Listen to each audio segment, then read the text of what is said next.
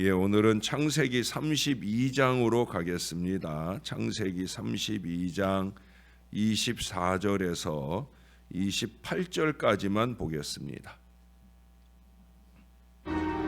야곱은 홀로 남았더니 어떤 사람이 날이 새도록 야곱과 씨름하다가 자기가 야곱을 이기지 못함을 보고 그가 야곱의 허벅지 관절을 치매 야곱의 허벅지 관절이 그 사람과 씨름할 때 어긋났더라. 날이 새려하니 나로 가게 하라. 당신이 내게 축복하지 아니하면 가게 하지 아니하겠나이다. 내 이름이 무엇이냐? 야곱이니이다. 내 이름을 다시는 야곱이라 부를 것이 아니요 이스라엘이라 부를 것이니 이는 내가 하나님과 및 사람들과 겨루어 이겼음이니라. 아멘. 좀 긴 얘기를 합니다. 그래도 부자 되는 비결이니까 한번 잘 들어보세요. 바벨론 최대 부자였던 아르카드에게 반시로와 콧비라고 하는 두 친구가 찾아와서 자네가 이렇게 큰 부자가 된 것은 무슨 비결이 있는 것인가 아니면 운이 좋아서인가 라고 물었어요. 그러자 이 바벨론 최고 부자 아르카드는 말했어요. 자네들은 어떻게 생각하는가? 오랜 동안 바다에 살면서 물의 온도와 흐름의 변화, 물고기들의 습성을 주의 깊게 연구하고 그 바람의 방향이 바뀔 때마다 때로는 깊은 곳에서 때로는 얕은 곳에 그물질을 하여 물고기를 많이 잡는 어부를 보고 자네들은 그가 운이 좋아서 물고기를 많이 잡는다고 하겠는가? 라고 물으면서 부자 되는 것도 이와 같다네 라고 말했다는 거예요. 그러니까 운으로 부자 되는 게 아니라 부자가 되는 비결이 있다는 얘기죠. 그래서 이 아르카드의 두 친구는 그의 말을 인정할 수밖에 없었습니다. 자, 그렇다면 그 부자 되는 비결을 좀 가르쳐 달라라고 청했어요. 아르카드는 쾌히 승낙을 하고 다음과 같이 말했습니다. 자, 잘 들어보세요. 첫째로 부자의 비결은 먼저 자기 수입의 10분의 1을 오직 자기만의 것으로 만들겠다 결심하고 이를 단호히 실천할 때부터 부자 되기 시작하는 것일세. 대부분의 사람들은 자기 수입 범위 안에서 살지 못하고 있지 않은가? 자기 수입의 10분의 1을 자기만의 것으로 만든다는 뜻은 자기 수입의 90% 범위 안에서 산다는 뜻이고 10%는 무조건 따로 떼어서 종잣돈을 만든다는 뜻이네라고 첫 번째 비결을 말합니다. 우리는 그 종잣돈 10%를 하나님 것으로 드리는 더 나은 선택을 하지요. 그러니까 우리로서는 10분의 1은 하나님 앞에 10의 1조를 드리고 10분의 1은 이제 나 자신을 위한 종잣돈으로 삼아 놓아야 할 필요가 있을 거예요. 그리고 나머지 80% 범위 안에서 살아야 되겠죠. 두 번째로는 부자의 비결은 그 종잣돈을 마련하고 난 다음에 훌륭한 조언을 해줄 사람을 찾아 자문을 구하는 것이네. 병이 났다면 의사를 찾듯이 돈을 늘리려면 돈을 잘 아는 사람에게 물어야 하네. 이치가 이렇게 당연함에도 불구하고 많은 사람들이 벽돌장이한테 보석에 대하여 묻는 경우가 얼마나 많은가. 돈을 잘 아는 사람을 찾아가라 하는 두 번째 비결을 말했고요. 이제 세 번째는 투자된 종잣돈이 자네들을 위하여 일하도록 해야 하네. 요즘 말로 하면 투자하여 획득한 이자 수입을 흥청망청 소비하는 것은 부의 자식들을 낳는 족족 먹어치우는 것과 같으네. 종잣돈이 그 자손을 수없이 낳도록 기다리게 그리하고 나면 수많은 화려한 파티와 유복한 생활을 누릴 수 있다네. 자네들이 이 세 가지 원칙을 잘 지킨다면 이제 곧 궁색하고 쪼들기는 삶에서 벗어나 여유롭게 살 수 있을 것이네 라고 말했다는 거예요. 두 친구는 큰 깨달음을 얻고 돌아가 그들도 머지않은 미래에 부자가 되었더라 합니다. 그러나 여러분, 아무리 부자가 된다 할지라도 하나님 없는 인생은 성공 그 자체가 무의미한 것이죠. 야곱이 바로 그렇게 산 사람이었어요. 오랜 타향살이를 통해서 그는 인간적으로 보면 크게 성공한 사람이었지만, 그래서 이제 고향으로 금이환양하는 일만 남아 있는 것 같아요. 그의 그 놀라운 지혜와 재치를 발휘하여 그는 큰 성공을 거뒀어요. 그리고 이제 고향으로 돌아가는 마지막 관문인 이 야복강에 서게 되었습니다. 그러니까 이제 둘째 일의 첫 번째 강 야복강에 우리를 초대하고 있어요. 자, 그리고 거기서 자기 인생의 최대 관문을 만나게 됩니다. 그는 오랜 세월 자기를 향한 복수를 생각하며 살아온 형 에서, 그 에서를 만나기 직전입니다. 야곱에게 있는 모든 것은 이미 야복강을 다 건너갔어요. 이제 그 자신만은 그 강을 건널 수가 없어요. 이 야복강은 그에게 막다른 골목 같은 거예요. 그럼에도 불구하고 그 야복강은 그에게 축복의 장소입니다. 왜냐하면 야곱은 그곳에서 깨달음을 얻었기 때문입니다. 첫 번째로 그는 실패한 자신의 삶을 깨달았어요. 이것은 사실 역설적인 표현입니다. 실상 그는 인간적으로 보면 성공을 거둔 사람이었거든요. 그는 자기가 원하는 결혼을 했어요. 자기 아버지 이삭은 나이 60이 돼서야 간신히 결혼을 했는데, 그는 아내를 둘이나 또 첩을 둘이나 4번 결혼을 하고, 무엇보다 자기가 사랑하는 라헬을 자기 아내로 맞이하는 성공한 결혼 했었던 사람이. 또 그의 할아버지 아브라함은 아버지 이삭 하나밖에 없었고, 또 아버지 이삭은 자기와 형 에서 쌍둥이 형제밖에 없었는데, 이 야곱은 자녀의 축복을 받은 사람이잖아요. 무려 12명의 자녀를 그가 낳고 거느리게 되었다는 건, 그 가문에서는 아브라함에게 주신 하나님의 꿈이 이제 이 야곱을 통해 이루어질 것 같은 그 분명한 현실을 보게 되었다 하는 거죠.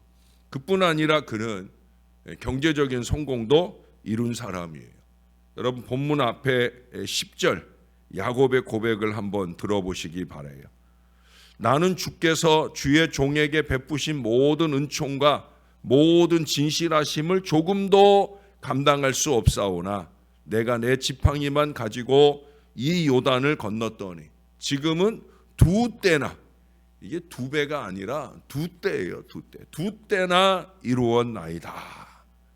에서에게 준 예물의 규모를 보더라도 그가 얼마나 큰 부자인지를 가늠해 볼 수가 있어요. 이와 같이 그는 인간적으로 성공한 사람이었습니다. 그러나 그는 실패한 사람입니다. 그가 가진 그 어떤 것으로도 이 야복강을 스스로 건널 수 있도록 만들지 못했기 때문에 두려움과 걱정만 넘치는 그런 순간을 지금 만나고 있다는 거예요. 그는 모든 것을 가졌지만 가장 중요한 한 가지를 가지지 못했다라고 보여집니다. 하나님은 내가 노력해서 소유한 그 어떤 것으로도 내 생명을 지킬 수 없다, 오늘 우리에게 분명하게 경고해 주고 있어요. 우리가 가진 그 어떤 것으로도 요단강 건너가 만날 그 천국 축복의 보장을 주지 못한다는 거예요. 우리가 그 보장을 누릴 수 없다면 그건 실패한 인생이죠. 이 땅에서 내가 뭘 가지고 뭘 누리고 자식이 뭐 어떻고 저떻고 소용없어요, 여러분. 정말 내가 하나님 앞에 보이는 나의 신앙이 신용이 아니라 신실한 신앙이냐 하는 거예요. 그게 바로 야곱이 두 번째, 그에게 있어서 다행인 게 뭐예요?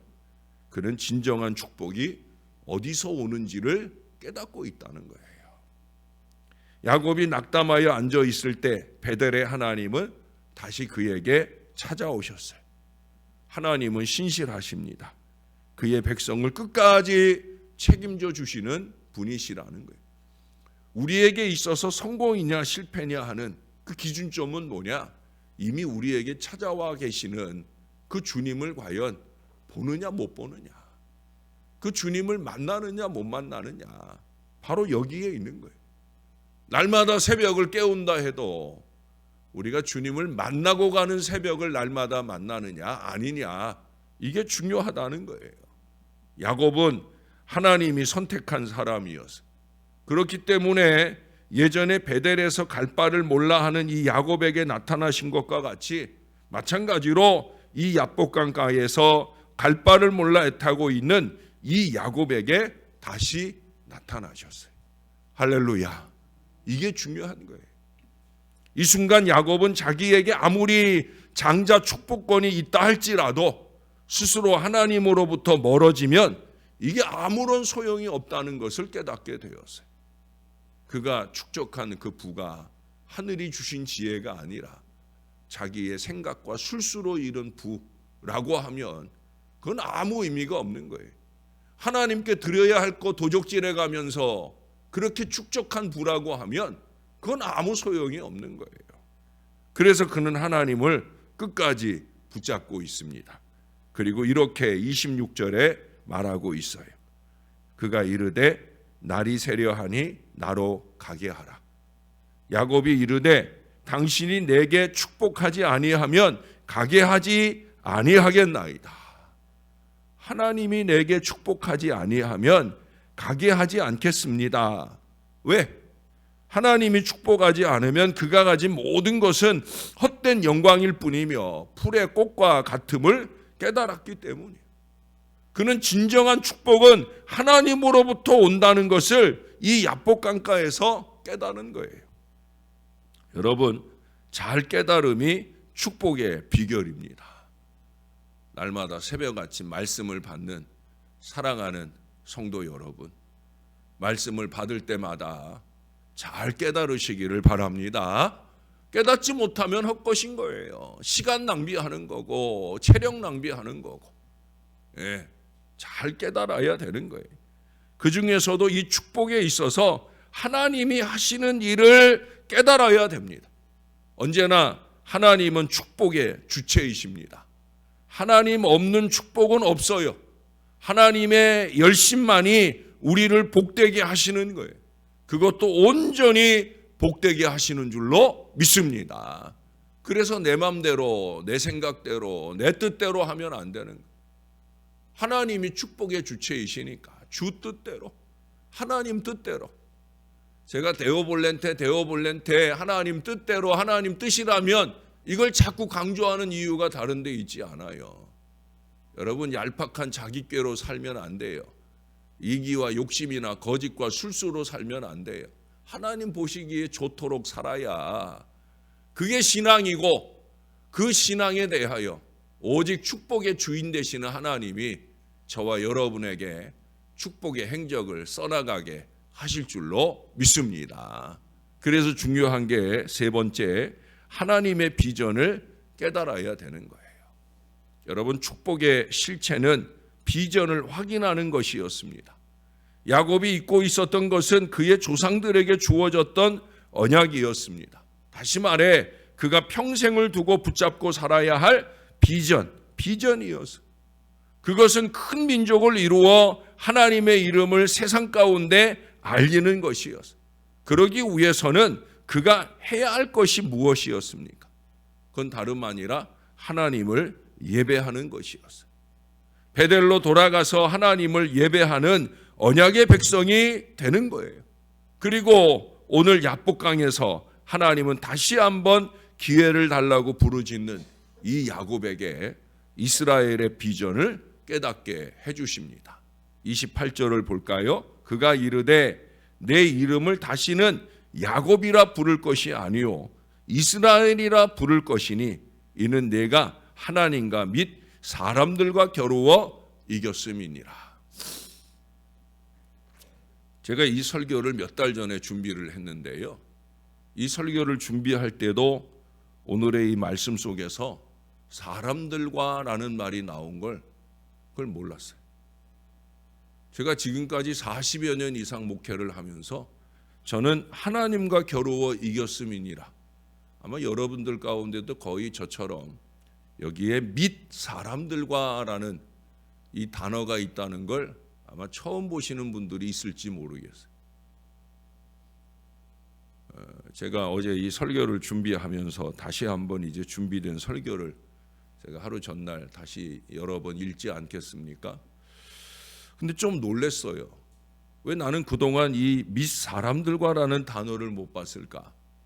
너무 이제 하나님과 겨루어 이겼다라는 거에 너무 집중하다 보니까 단어 하나를 그냥 스치고 지나가듯 보았던 것 같아요.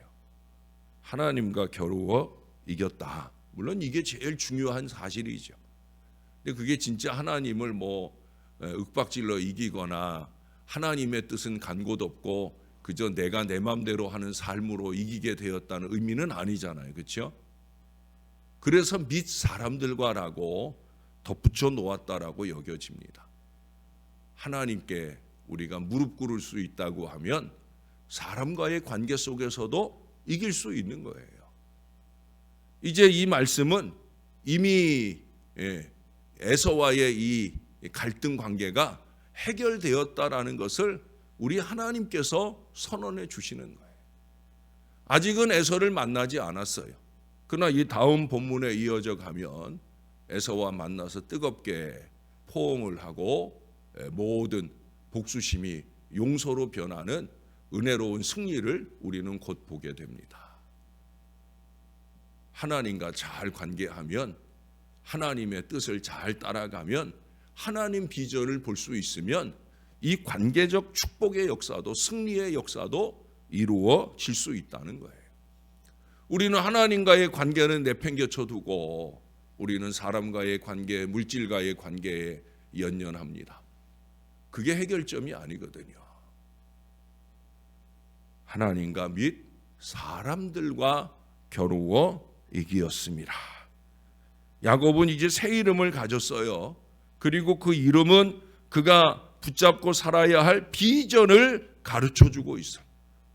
우리는 새로운 이름을 가집니다. 그것은 바로 영적인 이스라엘의 비전을 소유한 크리스찬이라는 이름이에요. 그리스도인. 여러분, 야곱에게 이스라엘이라는 이름이 소중하고 그 이스라엘이라는 이름으로 자손 만대의 축복이 이어진 것처럼 저나 여러분에게도 이 크리스찬, 그리스도인, 그리스도에게 속한 사람, 이 이름이 소중한 거예요. 다른 어떤 것보다 이 이름값을 하고 살아야 되는 거예요. 김명준, 이 이름값이 아니라 크리스찬. 목사님 하는 이름이 아니라 크리스찬. 제가 늘 자주 얘기하잖아요. 목사가 중요한 거 아니고 장로가 중요한 게 아니고 안수 집사니 권사니 이런 게 중요한 게 아니라 성도, 거룩한 백성, 그리스도인다움, 그것이 중요하다는 말씀을 많이 드려서 그 비전을 보아야 되는 거예요. 오늘 그 비전을 깨닫는 이 귀한 새벽이 될 수 있기를 바랍니다. 여러분, 비전 중에 으뜸 비전은 하나님 비전이에요. 하나님을 똑바로 보고 갈 수 있는 이 비전입니다. 비전이라는 제목의 찬양 아시죠? 거기 후렴에 보면 이렇게 노래하잖아요. 구원하심이 보좌에 앉으신 우리 하나님과 어린 양께 있도다. 이 말을 또 다시 한번 반복합니다. 구원하심이 보좌에 앉으신 우리 하나님과 어린 양께 있다. 구원의 비전은 하나님을 보는 거예요. 하나님을 보고 하나님을 전하는 것, 이것이 최고의 비전. 하나님 구원 비전, 이것으로 무장되고 이것을 증거하는 비전이 최고인 거예요. 이걸 깨닫는 것이 최고의 축복입니다. 여러분, 저를 따라서 한번 해보십시다. 오직 하나님뿐입니다. 세상과 나는 간 곳 없고 오직 하나님뿐입니다. 제가 찬송을 미리미리 찾아놓거든요. 말씀에 맞춰서 찬송을 두 곡을 정해놓는데 원래는 이제 비전, 하나님 비전이라는 이 주제로 이제 설교가 마무리되니까 그래서 미래 소망에 대한 486장, 87장 그 찬양을 부르려고 찾아놨었는데 오늘 설교를 마지막 정리하면서 이 부분을 하나님이 한 번 더 적게 하셨어요. 그래서 오직 하나님뿐입니다라고 따라하자고 했는데 그 다음에 하나님께서 세상과 나는 간 곳 없고 오직 하나님뿐입니다라는 고백을 하게 하더라고요. 세상과 나는 간 곳 없고 우리 좀 전에 287장 3절에 거기 그 가사가 나오잖아요. 그래서 그 찬송가 세상과 나는 간 곳 없고가 몇 장 찬양인가 찬송을 찾으니까 288장이라 그래서 오늘 287장과 288장을 바꿔서 오늘 불렀는데 뭐 어떻든지 간에 세상과 나는 간 곳 없고 오직 하나님뿐이다. 여러분 어떤 힘든 상황과 어떤 힘든 사람을 만났을지라도 이 하나님 비전이 분명하면 이것이 나의 간증이요 이것이 나의 찬송이 되는 바로 그 축복신앙 저와 여러분이 반드시 그 은혜신앙으로 살아가는 하나님 사람 될 수 있기를 우리의 구주 되시는 예수님 이름으로 간절히 축원합니다. 우리 같이 한번 또 기도하겠습니다. 하나님 실패한 인생 되지 않도록 나를 꼭 인도해 주시옵소서.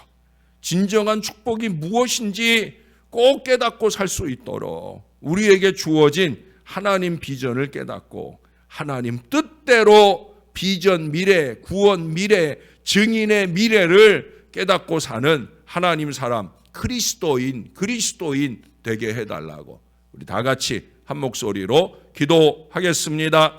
좋으신 아버지 하나님 믿고 살게 해주시니 감사합니다. 다른 어떤 것 가지고 누리지 못해도 영원한 천국 갈 인생으로 살게 해주시니 감사합니다. 우리 꼭 붙들어 주셔서 절대로 헛된 거 붙들지 않고 살 수 있도록 주님이 우리 붙드시듯 우리도 주님 붙들고 제대로 된 믿음의 비전으로 잘 살아내는 저희 신앙이 되게 하여 주옵소서. 축복의 비결이 무엇인지 하나님 깨닫고 사는 저희들 되기를 소원합니다. 무엇보다 하나님 비전, 세상과 나는 간 곳 없고 오직 주님만 보이는 하나님 비전, 예배할 때도 주님을 보고 세상을 살아갈 때도 오직 주님만 보고 또한 세상과 나는 간 곳 없는 그 모든 곳에서 하나님, 우리 하나님 증거하며 사는 그리스도인으로 온전히 살아내는 저와 이 모든 자녀들 되게 하여 주옵소서. 하나님과의 관계를 잘 이겨내면 우리가 사람들도 이겨낼 수 있는 것 잊지 말게 도와주시고 하나님 은혜 안에 승리의 여정을 여는 복된 크리스찬 꼭 되도록 우리와 함께 하여 주시옵소서. 좋으신 하나님, 오늘도 하나님 말씀을 받습니다. 축복의 강에 들어서며 첫 번째 강 야복강에서 우리 하나님께서 우리에게 주시는 참 의미 있고 중요한 하나님의 말씀을 받습니다. 하나님, 우리가 참 오랜 동안 신앙에 왔는데도 여전히 헛되고 어리석은 내 생각대로 내 맘대로 그렇게 살 뿐만 아니라 신앙에 신용을 내고 살 때가 얼마나 많은지 하나님 정신 좀 차리고 살 수 있도록 그래서 예배도 차릴 뿐만 아니라 하나님의 비전도 잘 차리고 살 수 있도록 우리를 붙들어 주시옵소서. 정말 아무것도 아닌 세상에 연연해 살고 세상의 물질에 연연해 살고 세상 사람들과의 관계에 연연해 살지 말게 하시고 하나님이 더 중요한 것, 하나님과의 올바른 신앙의 관계, 하나님 앞에 무릎 꿇고 기도하며 그 하나님의 뜻을 비전을 이루어드리기 위해 사는 것이 소중한 것임을 깨닫고 사는 저와 이 모든 자녀들 되게 하여 주옵소서. 물질 좀 더 얻겠다고 세상에 연연하여 사느라고 예배 한 번 더 드리는 거 할 줄 모르는 어리석은 인생으로 절대 살지 않도록 예배가 우선 중요하고 예배를 통해 은혜 받고 예배를 통해 하나님 비전을 확연하게 세우고 갈 때 하나님과 및 사람들과 겨루어 이기는 축복의 인생 이스라엘로 축복의 인생 크리스찬으로 살 수 있다는 걸 날마다 깨닫고 사는 새벽 용사들 될 수 있게 축복해 주시옵소서. 남은 6가의 강을 건널 때마다 우리 하나님의 축복의 행적을 꼽으며 또 다른 축복의 역사를 써나가는 하나님 비전 선명한 우리 그리스도인들 다 될 수 있게 은혜 베풀어 주시옵소서. 병상에서 신음하는 자녀들이 있습니다. 어제도 그제도 수술을 잘하고 이제 다음 주 퇴원하고 난 뒤에도 2~5달가량 그 아픈 팔을 붙들고 고생해야 되는 자녀들, 주님께서 온전하게 회복시켜 주시옵소서.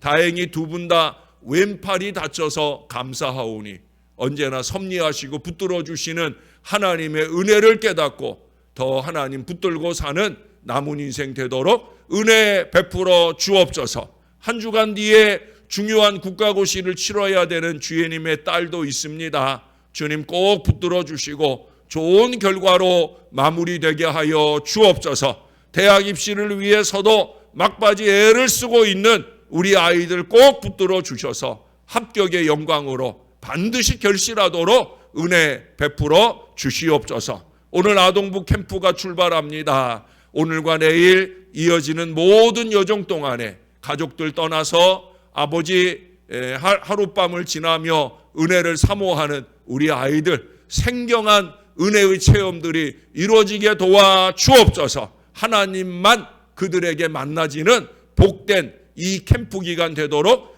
역사하시옵소서. 감사합니다. 예수님 이름으로 기도합니다. 아멘.